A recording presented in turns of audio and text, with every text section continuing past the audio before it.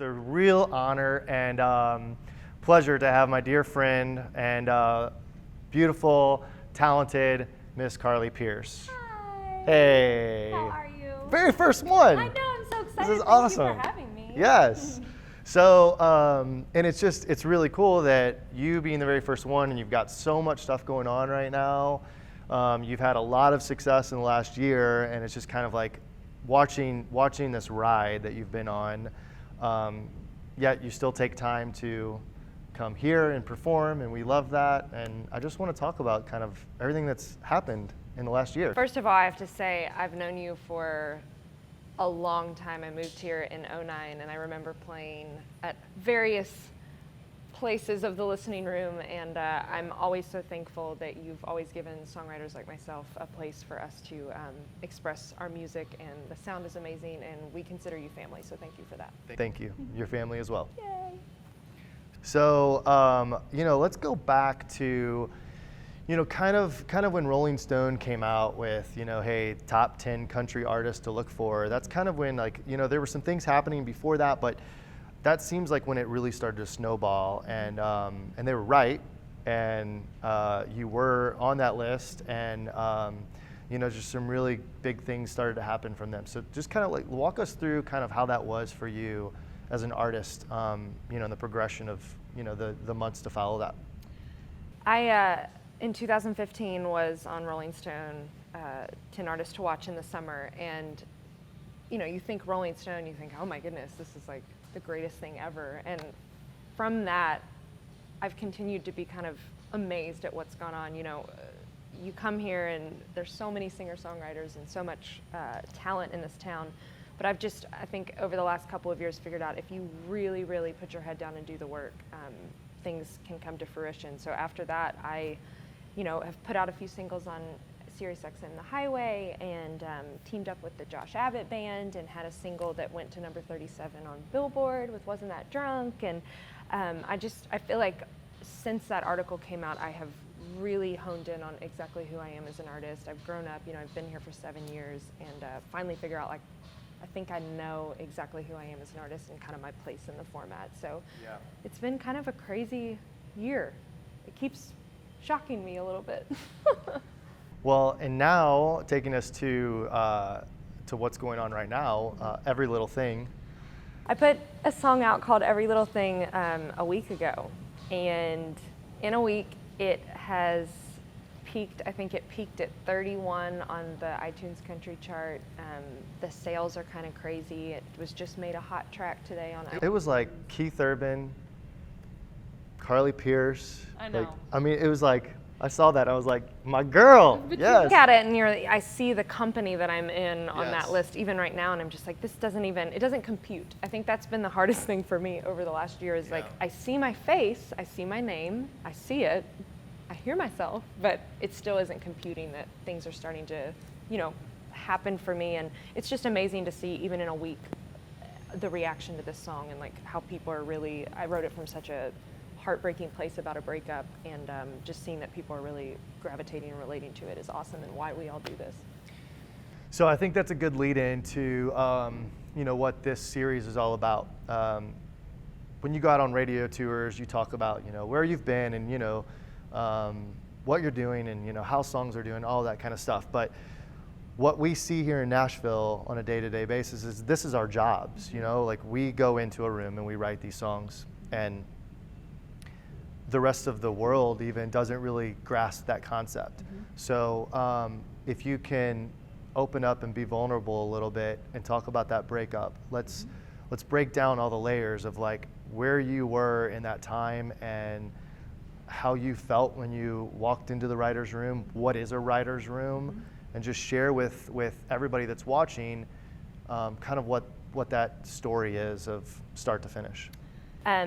A writer's room can be a house, it can be a studio, it can be a room with no windows, which is terrible for me because I like sun. But this particular day, my producer, his name is Busby, and you may know him, he produced the Maren Morris record and is just kind of killing it right now. He's just finishing up the Lady A record, and so he has a studio in East Nashville, and I went to the studio and I was writing with Busby and really my favorite female co-writer. Her name's Emily Shackleton. And we were writing that day, and I grew up singing bluegrass. Yep. And I was listening to Alison Krauss's Let Me Touch You for a While, which is one of my favorite songs.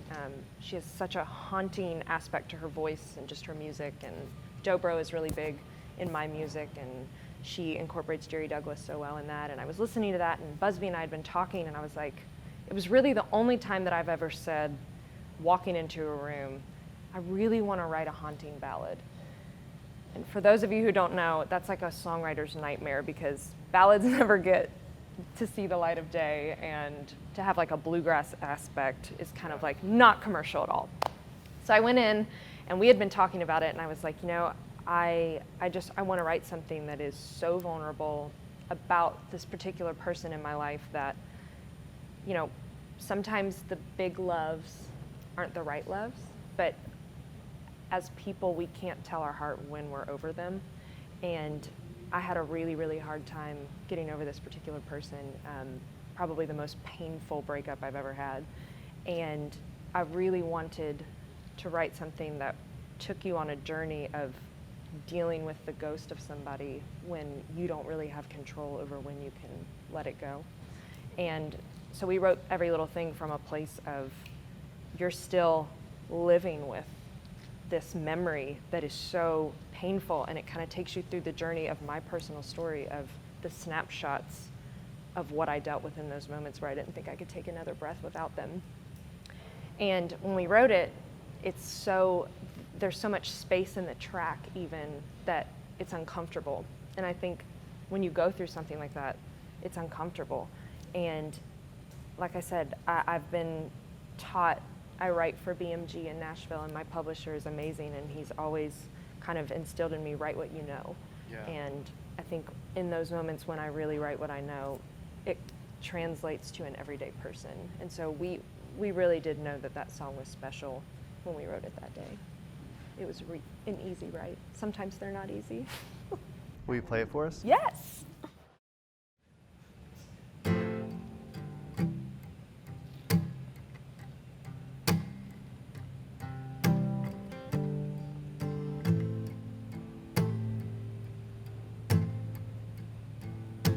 The scent that you left on my pillow, and the sound of your heartbeat with mine,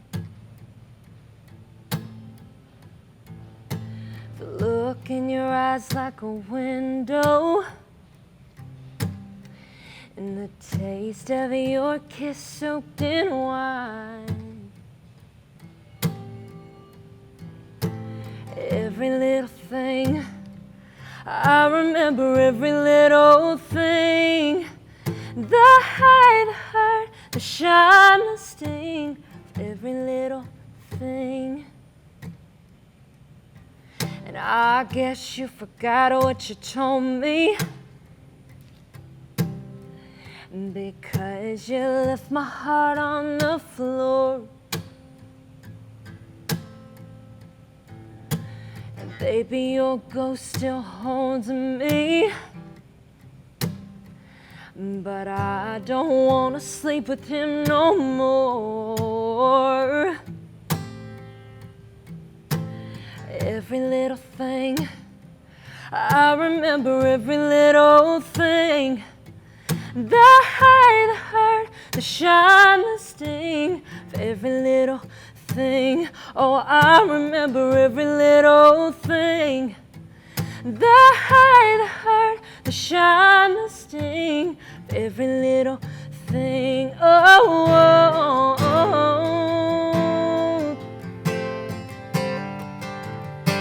oh, oh, oh, yeah.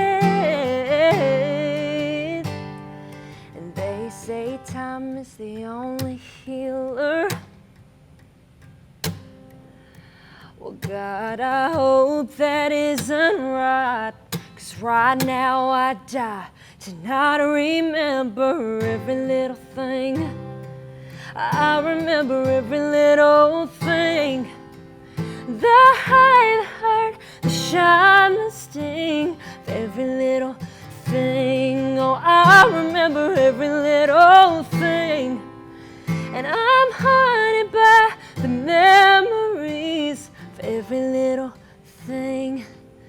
The high, the hurt, the shine, the sting. Every little thing. That was gorgeous. That was Every Little Thing by Carly Pearce. Today is November 18th when we're recording this. We're scheduled to launch this early January. So by the time that everybody kind of watches this, what we're hoping is that this is like way up in the charts and doing awesome. And I think with what we just heard, it's going to be.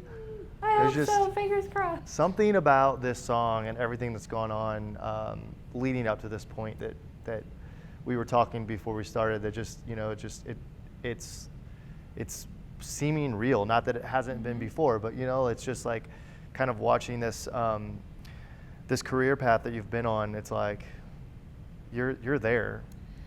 I feel like I've just needed the right song that really can translate with people and react, and I feel like, fingers crossed, hopefully, that this is the one. So we'll see where it goes. I'm excited. Yes, I am too.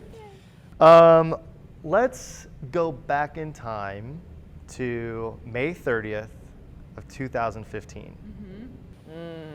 That was a good day. I grew up in Kentucky, and my dream as a little girl, there's videos of me talking about it when I was 5, that all I wanted to do was play at the Grand Ole Opry. And a couple years, I would say probably in 2012, I saw a pair of sparkly crystal cowboy boots in Nordstrom. And I saw them and I was like, I have to have those.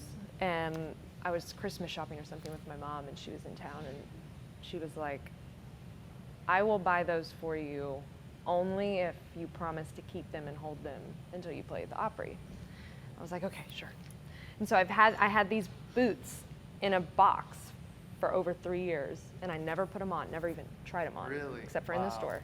And they didn't go onto my feet or hit ground until I stepped into the circle on May 30th. And so that was really special. The Opry has become... I just got chills. I didn't know that story. It was That's special. awesome. Yeah, it was really special. And the Opry has become a second family to me as well. Pete Fisher has been amazing, and everybody on the Opry staff has been amazing. And I think that they understand wholeheartedly that the vision of the Opry and the future of the Opry, just as Carrie Underwood has taken it and really held it as a prize in like glass, I want to one day do that. I value so much about the history, and it really is so important to me to keep that alive. And so I have now played over 25 times, and I keep asking them to adopt me, and I'm hoping that I'm getting close. Yeah. But it was really special, and it was so special to have my after party. I asked you to have my after party here, so that was fun. That was a very special day that I'll never forget. Yeah, I was so proud of you. Still am. I mean, just everything going on. Thank you. All right, let's get back to the writing part of this. So, about how many songs do you think you've written? Oh my gosh. Hundreds. I've been writing and keeping journals since I was a little girl, but I don't think that I really started to write songs or co-write at all. We talked about this until I was probably 18 when I moved to Nashville. It was always just kind of what I did at home by myself. But I've written a lot of songs. But it's interesting how many songs you write and how few are great. You have to write, I mean, I could write 10 bad ones before a decent one comes along, and then write 30 before a special one comes along. But I feel like it's so rewarding and exciting when you feel that in your bones, like you know it's special. Right, right. So obviously Every Little Thing is one of those special songs. Putting that one aside, what would you say your favorite song that you've written is? I have a song called Things Change. It's about my home. The home that I grew up in was bulldozed down a few years ago to build a 4-lane highway, and they put a gas station where my house used to be. And so when I go home, I see a gas station, not my house. And that's been really hard for me because I feel like I never existed in a sense. And my grandparents were very close to me, and I was an only grandchild, and they lived a couple streets down from me, and their house looks nothing the same anymore. It's painted a different color, and all my friends from home are starting to get married and have babies, and that's just like a very strange thing to go home and see your childhood friend have a little boy.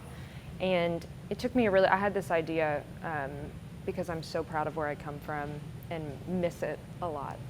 I had this idea kind of for a couple years, and never really was the right time to write it. Couldn't really get it right. I knew it was going to be really special and it had to be right, and took it to Derek Sutherland. He's a writer in town. He's amazing. And Jamie Moore, and they brought it to color and to life, and it's been awesome to hear people's stories. They insert their own stories into it, but we can all relate of, you know, things changing. But that's the other amazing thing, is you write something so personal, but yet people can identify with it and put their own story into it, and I think that's the beauty of country music. So let's relate to it right now. Can you play it? Yes. Okay.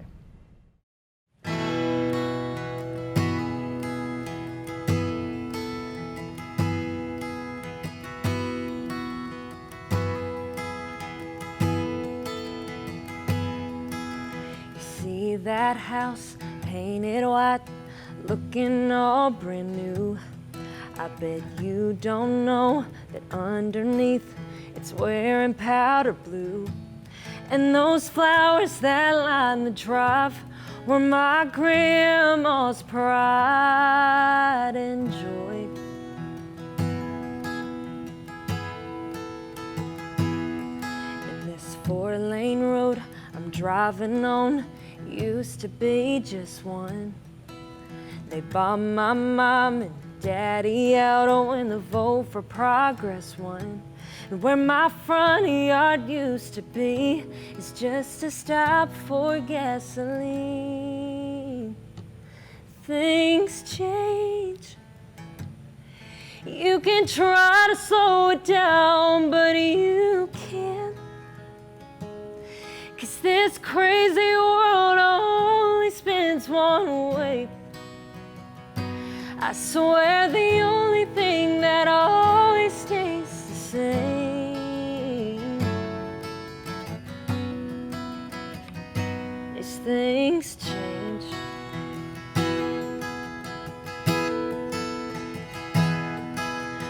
My best friend since we were kids has got a baby of her own, yeah. And says he's starting kindergarten where we used to go.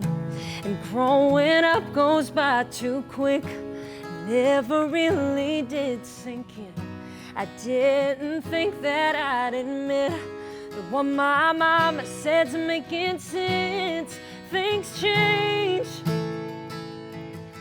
You can try to slow it down, but you can't. 'Cause this crazy world only spins one way. I swear the only thing that always stays the same. Oh, it's things change.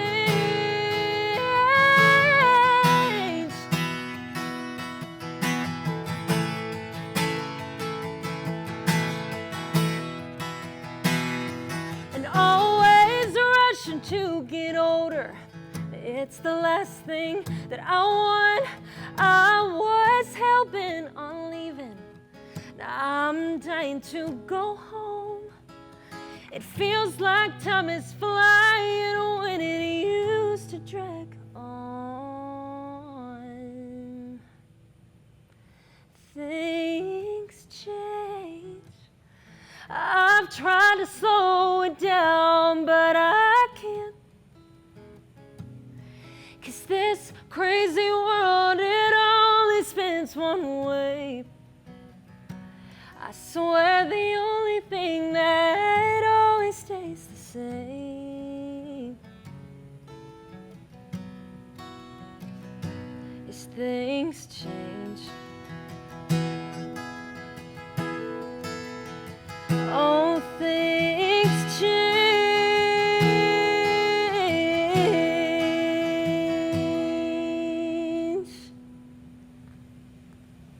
That was Things Change. I'm here with Carly Pearce. This is Chris Blair with Stories Behind the Songs. And Carly, it's been an honor to have you as the very first one. Thank you for having new me. series. I'm so excited. Thank you. So I want to do some fun things, and so let's just like random. Since you're the first one that we've done, I have no idea, but like favorite cover song. Ooh, so something you might not know about me. I convinced my parents when I was 16 to let me quit high school. I did graduate online and go work at Dollywood, which is Dolly Parton's theme park. Yeah, that's right. Yeah. I thought that was the coolest thing in the world at 16, and I still think it's pretty awesome. And so I really did work 9 to 5 for Dolly. So I end my shows every night with 9 to 5, my version of it. So That's awesome. it's super fun. Awesome. Favorite tattoo.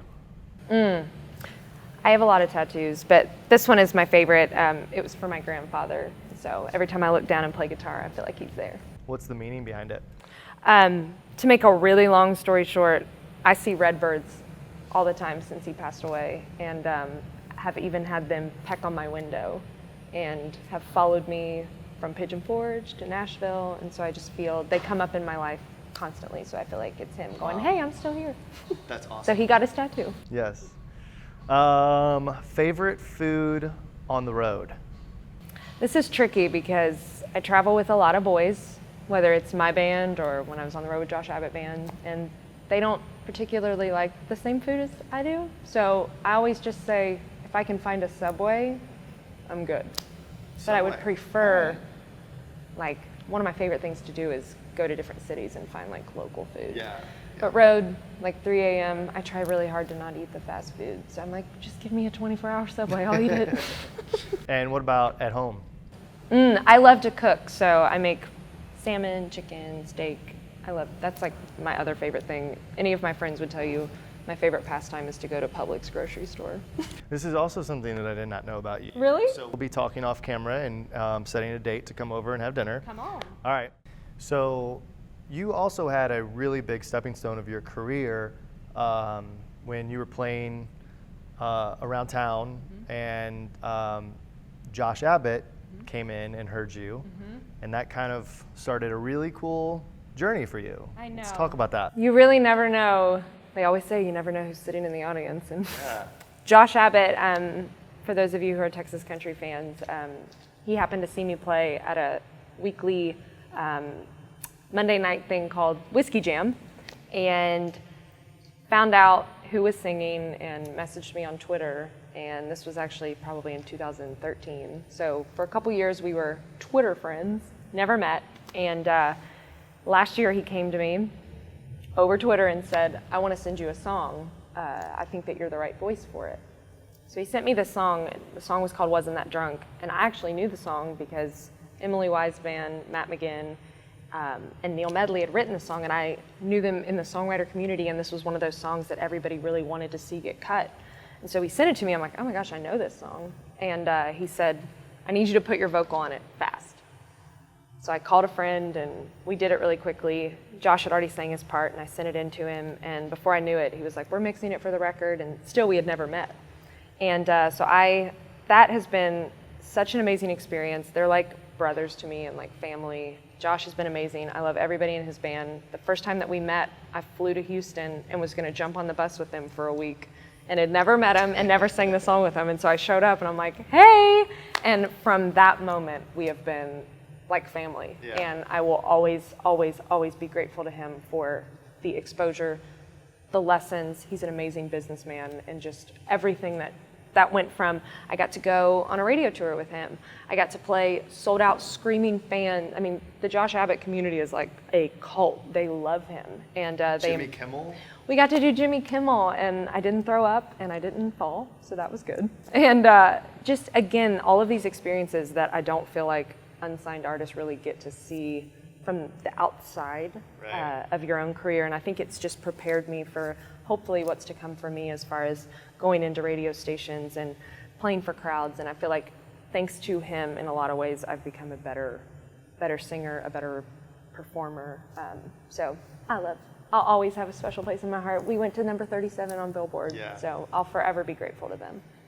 So I've been friends with Neil Medley for years and years and years. I used to work with his wife a long time ago. So that was like a really cool connection with how close we are and how long we've been friends and how long I've known Neil. And we were just so excited. And I don't think that you know this, but when you were on Kimmel, so we were so excited about it that my wife is an esthetician. And so she does skincare for a lot of artists in town. And but with that, she gets up really early. And so, like we have this like battle because I'm a night person, so that was like one of like, there was no question. She was staying up to watch you on Jimmy Kimmel, and like it was amazing. So Again, one of those moments where you go, is that me on Jimmy Kimmel? yeah. What? I mean, the Josh Abbott band was awesome too, but like we watched it for you. Of course. Yeah. Of course. It was crazy. That was one of the craziest. That and the Opry has been like the moments where I just go, what is happening? But Jimmy Kimmel's really nice. Yeah. Super cool. So that was awesome. Yep. Favorite place to play, whether in Nashville or out on the road, like the coolest place you've been to? Other than the listening room, probably the Opry. That circle. Great answer. That's something to me. Yes, yes. How many people have stood in that circle? Like, that's gotta be, I mean, I know we already talked about it, it is like, but just golly. Even walking through, especially at the Ryman, when the Opry's at the Ryman, and you walk through the halls and you look at the old pictures and you, again, it's hard for me. That's been the biggest thing for me over the last year is computing that this is my life and that it really is happening. So I'm walking and I'm like, oh my gosh, that's a Dolly picture. That's Patsy Cline, that's Hank Williams, and it's like, you're right there where they were and probably feeling the same things that they were. So it's crazy. Yeah. Well, once again, thank you so much for being here. Thank you for having me. It's awesome to have you as our very first series. And you guys look for her, Carly Pearce. We're going to put links to all of her social media and her website and everything right below this video. So check it out. Call your radio stations, request her song, go see her on the road. You will not be let down. This is Chris Blair with Stories Behind the Songs and Carly Pearce. We'll see you next time.